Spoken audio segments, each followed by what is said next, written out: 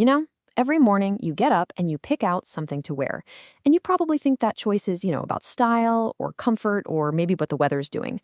But what if it's actually way, way deeper than that? What if the clothes you put on are literally changing the way you think? And what if they're revealing secrets about who you are? Today, we are going to peel back the layers on the hidden psychology of your wardrobe. When you picture some of the most brilliant minds of our time, chances are you see them kind of like this. You've got Steve Jobs in that iconic black turtleneck, and Mark Zuckerberg, always in that simple gray t-shirt. These guys built absolute empires, but their wardrobes, they stayed famously, almost stubbornly simple. And that, right there, leads to a really fascinating question. I mean, with all the money and resources in the world, why on earth would they choose to wear the exact same thing day in and day out? This isn't about a lack of fashion sense, trust me. It's actually a very deliberate, very powerful psychological strategy. Let's just call it what it is: the genius uniform. Now, at first glance, the reason behind it seems super practical. It's all about efficiency, right? About saving that precious mental energy for the things that really, truly matter. So, the most common explanation you'll hear is this concept called decision fatigue. Think of your brain's decision-making power like a smartphone battery. Every single day, you wake up with a full charge. But every little choice, what to have for breakfast, which email to open first, and yep, what to wear, it just drains that battery a little bit.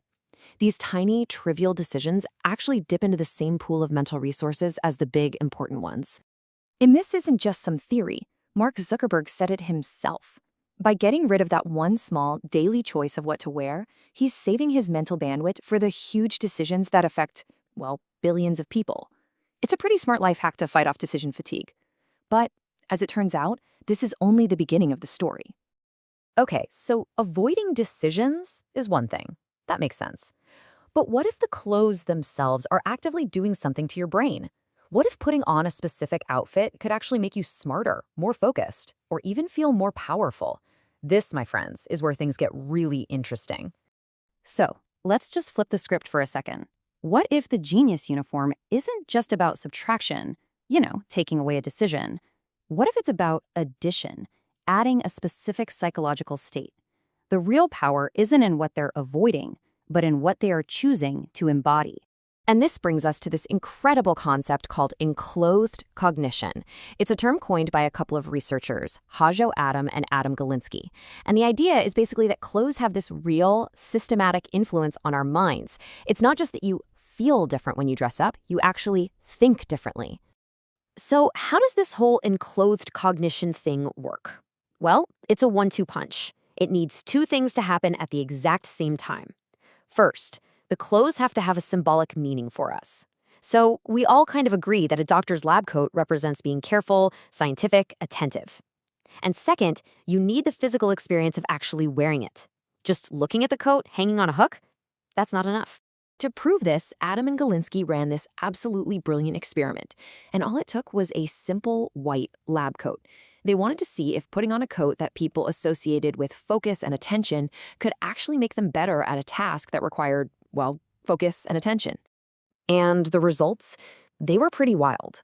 The people who were physically wearing the lab coat made about half as many errors on an attention test as the people who were just in their street clothes.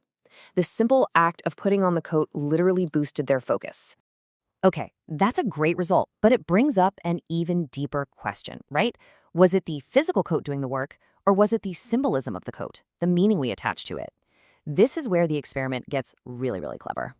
So the researchers had two groups of people wear the exact same white coat, but they told the first group it was a doctor's coat, which brings up ideas of precision and care. They told the second group it was a painter's coat. And get this, the group who thought they were wearing a doctor's coat performed significantly better on a visual search task. Their attention was measurably higher. It wasn't the coat, it was the story they told themselves while wearing it. So we've seen how a specific uniform can literally sharpen our abilities. But what about the subtler choices we make every single day? Like the colors that just seem to dominate our closets. Well, it turns out those choices are saying a whole lot about our underlying personality. So just do a quick mental inventory of your own wardrobe right now. What do you see? Is it a sea of calm blues, a big burst of orange, or maybe it's mostly blacks and grays? Whatever that dominant color is, it might just be a nonverbal cue to your core personality traits. Yeah, there's research out there that links our color preferences to what psychologists call the big five personality traits. For example, people who tend to prefer blue are often seen as more imaginative and compassionate. If you're drawn to yellow, you might be more organized and dependable. And if you love orange, you could be more spontaneous and optimistic. It's like your color preference is quietly broadcasting a little bit about who you are. All right, we've talked about what we wear and why we wear it, but how do we even buy it in the first place? Because the psychology doesn't just stop once we walk into a store. Oh no. In fact, our brains are constantly being nudged by all sorts of cognitive biases, especially when we see a price tag. One of the most powerful biases in all of retail is something called the anchoring bias. This is our brain's weird tendency to latch on to the very first piece of information we get, the anchor. And once that anchor is set, every other judgment we make is skewed in relation to it. Here's exactly how it works. We've all been there. You see a jacket with a price tag that says $200. Boom, that number is now lodged in your brain. That's the anchor. Then, right next to it, you see it's on sale for $120. Now, your brain doesn't stop to think, is this jacket actually worth $120? Nope. Instead, it just compares it to that $200 anchor and thinks, wow, that's an amazing deal. That original price was never really there to sell the jacket. It was just there to make the sale price feel like a total steal.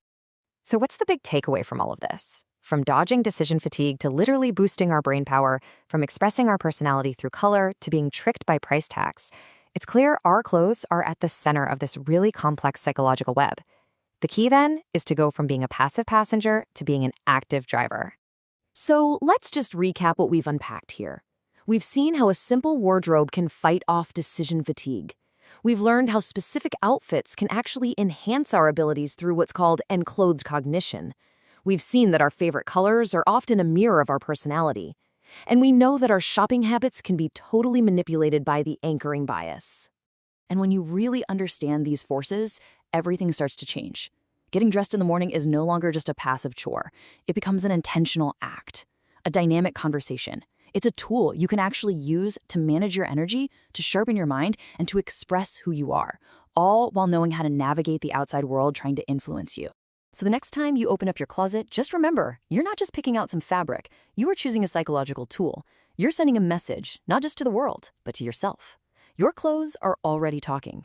The only question left is, what do you want them to say?